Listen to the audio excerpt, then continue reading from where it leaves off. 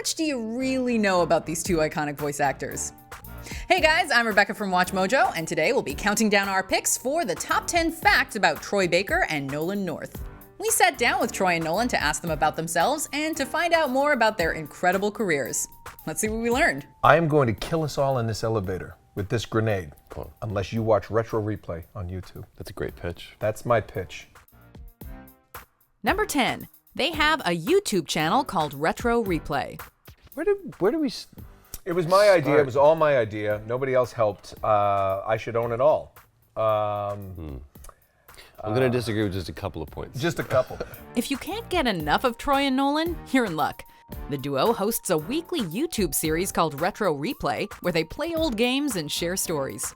Anybody who watches the show know it's not a Let's Play. If it is, it's the worst Let's Play on the internet. That's the pitch. Here's the elevator pitch. Let's go back to that. It's the worst. Retro Replay. The worst? The worst Let's Play on the internet. Troy and Nolan have worked their way through plenty of classic games, both good and not so good. If I ever met Shaquille O'Neal, I would punch him, and before he could respond, I'd be like, hey, Shaq Fu. And he'd be like, I get it. I get it, man. I'm really sorry. I understand. The show is currently in its second season, and you can catch new episodes every Thursday. So, watch it. Number 9. Troy is better at games. When asked about which Retro Replay host was the superior gamer, the duo had this to say. I don't know, man. Troy's better at games. It depends on the game. Troy knows games better. He plays them better. Yeah.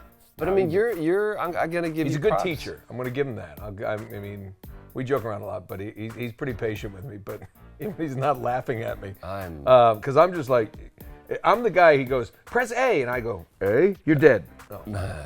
So I'm getting better. Dragon's Lair, dude. You shepherd us through that game. Even fun. You're doing great. I'm not doing great. I am scared. You're doing great. But I don't know what's going on. You're doing great. I'm trying.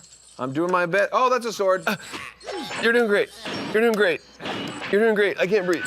You're doing great. I don't know if I'm doing great. I'm just, that was literally, I told you, staring at the Dragon's Lair, just staring at the arrows and this. Everyone else was having fun. I was just like, Number 8. Nolan went to college on a baseball scholarship. That's right, talented in the voiceover booth and the baseball diamond. Nolan at one point had a pretty powerful right arm. Yeah, I went to the University of North Carolina, Chapel Hill, played baseball, and I was a pitcher. I was a right-handed pitcher. He may not have been a blue chip prospect, but that doesn't mean he didn't get some attention from the pros. Like, you know how they say if you play a little bit in the minors, you get a cup of coffee in the minors.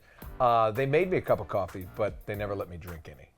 So I had some interest from the Atlanta Braves, but it's hard to talk about now because I have so many friends who actually played in the pros for many years, won World Series. So I don't want to ever be that guy now, that walks around going, yeah, I used to play a little ball. Number 7. Troy is the lead singer of Window to the Abbey. Not unlike his Retro Replay co-host, Troy also has some talents outside of voice acting. I've been making music my entire life. I even still do it now when I'm changing my son's diapers. We're a very musical household. Shit diapers, oh yes. I titled that one for him. That was his. Why did you pee in my mouth? Nope. And the baby wasn't even there. After releasing Random Thoughts on a Paper Napkin as the lead singer of Trip Fontaine in 2004, Troy didn't release new music until his solo album Sitting in the Fire in 2014. Really, it's kind of been this community that's been really the most supportive and the most receptive to it. It's given me a reason to make more music and be excited about putting it out, because I can sit here in my room and bang away at a piano or a guitar and make a lot of music, but when I hear how something that I did affects somebody else and they're like, yeah, that's how I felt, or I felt the same way, that to me is the reason why we make music. His new band, Window to the Abbey, put out their first album, Moving Around Bias, in 2017. At the end of the day, this is all just us trying to tell a story, and whether it's us doing music or it's making games or playing games and telling our stories, that's what this whole thing is all about for me. So we can be looking forward to the Diaper series. Oh, man, the Diaper album's coming out soon. Double live album, bro. It's gonna be cool. Number 6. Nolan won a BAFTA award. So I am honoured to be presenting you with this special award for outstanding contribution in performance in games. Thank you, Nolan. Thank you, man. Since they began honoring outstanding creative achievement in video games in 2004, the BAFTA Awards haven't been too kind to Troy and Nolan. Troy and I both have been nominated 3 times. 3 times. And both of us have lost 3 times. Yes. But that all changed in 2018 when Nolan finally took one home. Sort of. I didn't win one. I was presented with one. You earned one still. Well, that's nice of you to say. But it's funny because, say, hey, you won a BAFTA. Nolan was recognized and received a special award for outstanding contribution to video game performance. It was I remember joking about it. It was like lifetime achievement. I'm like, does this mean I have to retire and quit? It's like Kiss doing, a farewell tour. They've been doing farewell tours for 20 years. You're like, hey, I'm still doing this. Like, thank you so much. This is your lifetime achievement. You'll never do anything better than this. Yeah. You should probably stop. While the honor is certainly an incredible achievement, it certainly hasn't wiped away the memories of past losses. But we were at the BAFTAs together when I was nominated last for Uncharted 4, and everybody kind of figured I'm a lock, almost because of hey, he's done 4 of these. He's been nominated the other time. We kind of gotta give him one. And my wife and Troy. Your wife is next to you. Me. I'm behind you. He's right behind me, and they come up to the award, and the cameras come right over to me, right, and that lobe shot, and I'm just trying to make sure my face doesn't look stupid, and Troy leans in, he grabs my shoulders, and he said, "You got it." And as he grabs my shoulders and says, "You got it, buddy," the guy with the camera ran over to one of the other nominees. I just looked, I went, "It's not going to happen." And we're both nominated, and it's like Troy Baker, and they show my thing up, and it was like everyone's applauding, And then there's a Nolan North was the last one that they show, and everyone's applauding. He's just sitting there, he's being very gracious, and I was like, "Here we go, buddy." And Nolan just goes, "It's not happening." And I went, "Huh?" Number 5. Troy was the director of performance capture for Middle-earth: Shadow of War. As Talion in Middle-earth: Shadow of Mordor, Troy delivered what many consider to be one of his best performances. For the sequel, Shadow of War, Troy reprised his role, but added some additional responsibilities on the project as well. So when they announced that we were going to do a second one, I said, "Can I meet with you guys?" And I went up to Seattle, and I sat down with Monolith, and they were trying to figure out who they were going to get to direct this game. And I said, what you need is, you don't need a coach, you've got a great coach. And I looked on this whiteboard behind me, and the entire game had been laid out. I was like, you don't need a coach, you need a quarterback. Because the coach is calling the plays, and the quarterback is the one that's with those other 11 men on the field, executing those plays and moving the ball down the field. What if that was me? And they were like, you want to be the lead in this game and direct it? I was like, let's do a test and see if it works. And we did. As the director of performance capture, Troy gained a lot of perspective on what it takes to create games. After I talked them into it, I immediately regretted it. I remember calling Neil Druckmann, and I was like, "Yo, I think I might have bitten off more than I can chew. Do you have any help?" And he was like, "No, you're stupid." And he said, "Here's what you do. Your goal is to just learn something. And if you can walk away from this at the end of it, say, boy, I really learned a lot, you'll have won." It's about everybody that's there that's trying to move this massive machine towards something that is enjoyable and able to be experienced by a group of people. I learned a lot, and I love it. I want to make games. That's all I want to do. I don't view it as a stepping stone. I want to make games. I want to do this. And I want to make games and make music and change poopy diapers. Troy even got to direct Nolan on the project.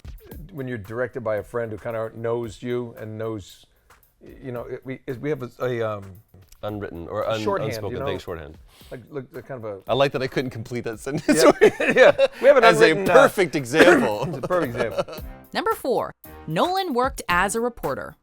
After attending graduate school at Emerson College, Nolan spent some time as a journalist in New Jersey before moving to New York to pursue acting. Honestly, in interviews, it really does help a lot of times because, especially when we're doing like a junket or anything with a lot of people, you do have to try to give them the sound bite. We got 3 minutes with you before you have to go over here, and sometimes you just have to give that. There's 2 things, a bite and a button. Give me a bite, give me a button. That's all I need. Media has always helped us in our careers So we try to give good things back without saying anything that ruins our career, And that was the bite. which I am this close to doing every interview. And that was the button. Number 3. Troy is the only actor to play both Batman and the Joker. Plenty of talented actors have voiced Batman and his iconic arch-nemesis, the Joker. But Troy Baker breathes rarefied air as the only actor to have played both characters. Yeah, and I get to do it in the same thing now. Did you know that? I didn't know that. What? Batman, we're doing a Batman Teenage Mutant Ninja Turtles crossover, and I get to play Batman and the Joker in the same thing. So cool. That's pretty awesome. Whatever they are, they're going to regret stepping foot in Gotham.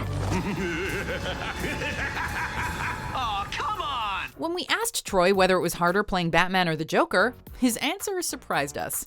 But it's like, it's a concoction of Adam West and Keaton and a little bit of Christian Bale sprinkled on top. It's kind of that. So I mean, it's Batman's the harder one to do actually for me, because Joker, I got one mode. People are like, you're doing a great Mark Hamill impersonation. I'm like, to me, I'm just doing the Joker. Mark is a dear friend, and I bow down to him. And to this day, anytime someone comes to me and says, "Do you want to play the Joker?" It's like, sure. Have you asked Mark first? Because if he says no, then I'm all for it. Number 2. Nolan used to do ADR for Christopher Walken. If you watch Retro Replay, then you are all too familiar with Nolan's impeccable Walken impression. 'Twas the night before Christmas, right? When all through the house, not a creature was stirring, not even a mouse. But did you know he's recorded actual ADR for the man himself? Yeah, I did about 7 Really? 7 Christopher Walken movies where I actually voiced him. He's also added dialogue for other famous movie stars as well. John Travolta, Sam Shepard. I did Sam Shepard in a movie. What? Yeah, I had to cover him. I don't even remember the movie. It happens a lot because they're not available and it's too costly to bring them to a studio to record these things. If you aren't familiar with ADR, it stands for Automated Dialogue Replacement and is also known as looping. It involves recording new dialogue after principal production is wrapped and inserting it during the editing process. Movie Click is my favorite. I did 2 lines, but one of them was when Adam Sandler's old and he's walking out. As he walks out, Christopher Walken's leaning against, I think, a Coke machine. And he goes, "Michael, don't do this." And it was too long of an edit before he got to the door and opened the door and ran out. And the director said, "I just need one little line. I just want you to say, Michael, it doesn't have to end like this." Michael, it doesn't have to end now. Yeah, and I got residuals forever, you know. Wow. Number 1. They combine for over 300 video game credits. We asked Troy and Nolan if they could guess how many video game credits they have between the two of them. Closest without going over, I'm gonna go 589. 444. The real number was a little smaller than they thought, but is nonetheless an incredible achievement. Shit. We got to get to work. We have vastly overrated our careers. Man, I thought I was something until was doing WatchMojo better. came along. 342, huh? Thanks so much. Luckily for all of us, they're just getting started. Well, wait. I understand. They're not counting all the ones. Oh, that haven't been an... Yeah. Of course. Yeah, Of we're course. very busy. Honestly, I was intimidated voicing this script because these guys are iconic.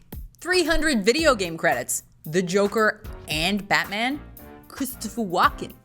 Anyway, if you like what you saw, be sure to hit like, subscribe, and check out these other videos because why not? Also, be sure to check out Troy and Nolan's show Retro Replay. Bye.